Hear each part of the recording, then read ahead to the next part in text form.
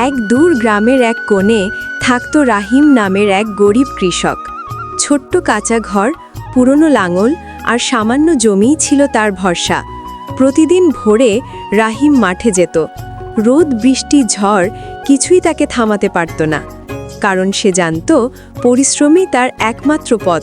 কিন্তু এক বছর ভয়ঙ্কর বন্যা সব কিছু নষ্ট করে দিল। জমি ডুবে যায়, ফসল নষ্ট হয়, কৃষকরা একে একে হাল ছেড়ে দেয়। তবে রাহিম ভেঙে পড়েনি। সঞ্চয়ের শেষ টাকা দিয়ে নতুন বীজ কিনল সে। মনে মনে বলল, একবার না হয় আবার শুরু করি। তারপর শুরু হলো দিনরাত পরিশ্রম। দিনের রোদে ঘাম, রাতের লণ্ঠনের আলো, তবুও থামেনি রাহিম। আল্লাহর রহমতে সেই বছর রাহিমের জমিতে হলো আশ্চর্যজনক ফলন। সোনালি ধানের ঢেউ দেখে সবাই অবাক হয়ে গেল। ফসল বিক্রি করে রাহিম পেল জীবনের প্রথম বড় অঙ্কের টাকা। হাসি ফুটল তার মুখে, কষ্ট যেন সার্থক হলো। এরপর সেই টাকা দিয়ে রাহিম কিনল আধুনিক কৃষি যন্ত্রপাতি। কৃষিকাজ হলো আরও সহজ, উৎপাদন বাড়ল কয়েক গুণ।